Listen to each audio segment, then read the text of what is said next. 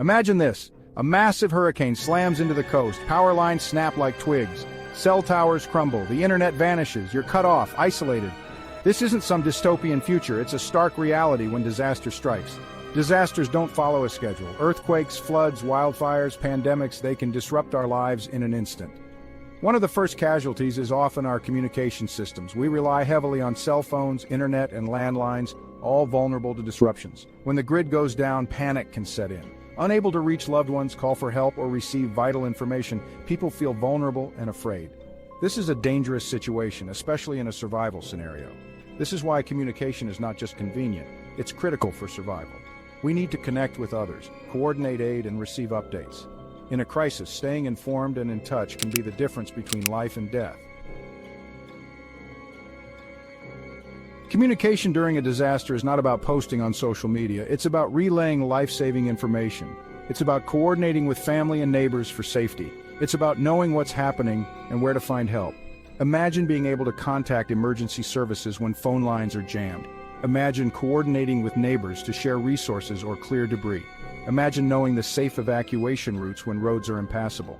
This is the power of reliable communication in a crisis. It empowers us to make informed decisions, act swiftly, and support one another. It provides a sense of hope and control when everything else feels chaotic. Relying solely on conventional communication methods is a recipe for disaster. Cell towers go down, phone lines overload, internet services vanish. We need a communication system that operates independently of these fragile infrastructures. This is where ham radio comes in. It's the ultimate off-grid communication tool for preppers. Unlike cell phones and the internet, ham radio doesn't rely on centralized infrastructure. It operates independently, using radio waves to transmit and receive messages. Ham radio, short for amateur radio, might sound intimidating, but it's a skill anyone can learn. It's about connecting with a global community of like-minded individuals who understand the importance of preparedness. It's about having a reliable means of communication when all else fails. Ham radio operators, or hams, take pride in their ability to communicate in emergencies. They train for various scenarios, from natural disasters to power outages, ensuring they can establish contact and relay critical information when it matters most. Section 4, Understanding Ham Radio, how it works. Ham radios transmit and receive radio waves, allowing communication across significant distances.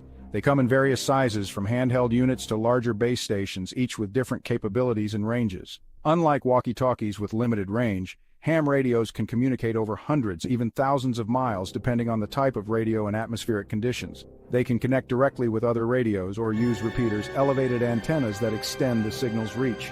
Operating a ham radio does require a license.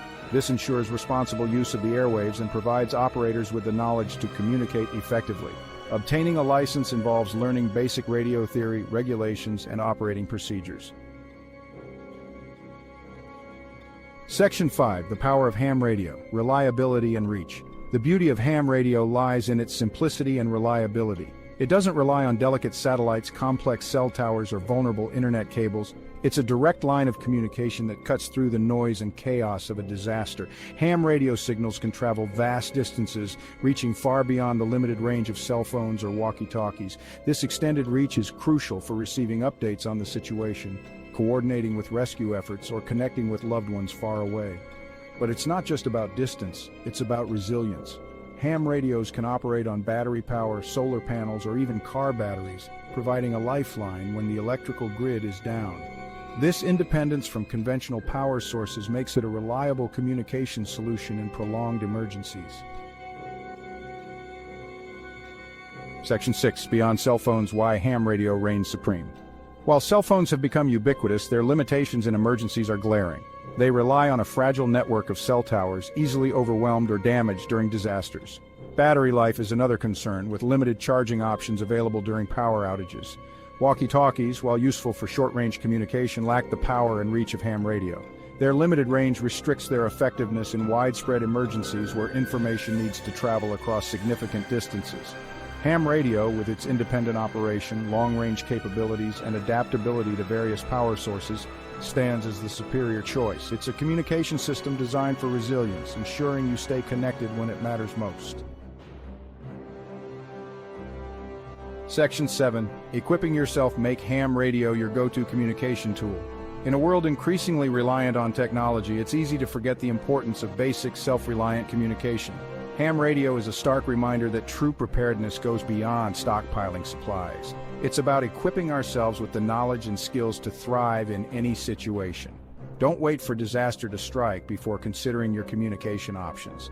Invest in a ham radio, learn how to use it, and join the community of prepared individuals who understand its value.